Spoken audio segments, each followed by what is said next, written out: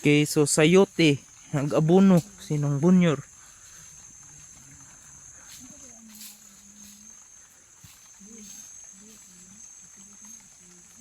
So, currently umuulan, so sayote.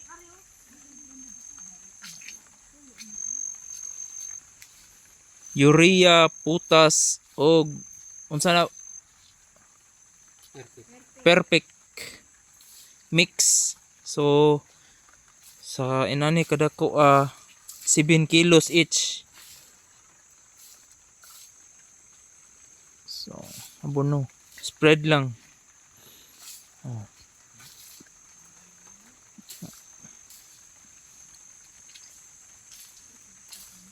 So, currently madilim yan kasi hindi pa nalinisan. No?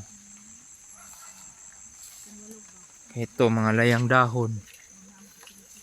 So, kuha rin yan.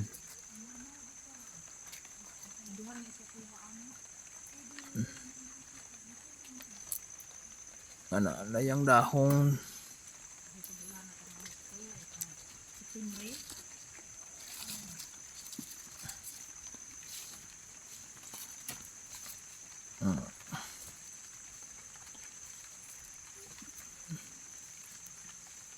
Oh, na.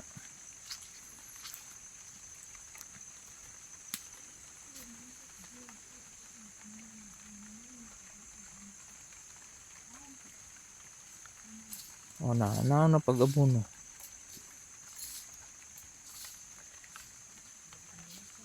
Di pod pwede ibutang sa kuanong no. Iigo kay malata man ng punuan.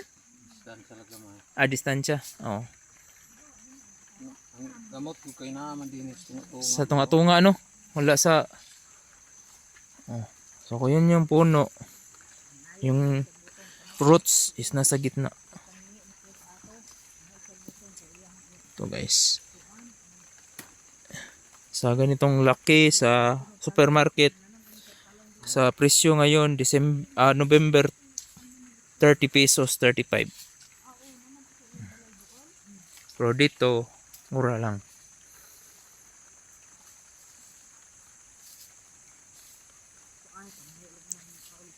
So abono. So hapit na ni 1 year no? Pila na ni? Bulan na ni? June January to nagsugod og ting. Oh. Ya February ta nakakabli, nakapugas. So, karon November inani na ka wide ang sayote or chayote. So muna ang variety. So every week na no, weekly. Weekly ang abono sa sayote. 15? 15 días. 2 weeks interval sa sayote. Pero yung paglilinis dito every week. Tapos yung harvest every week.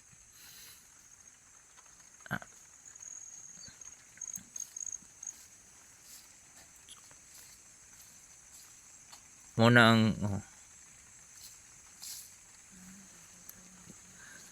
so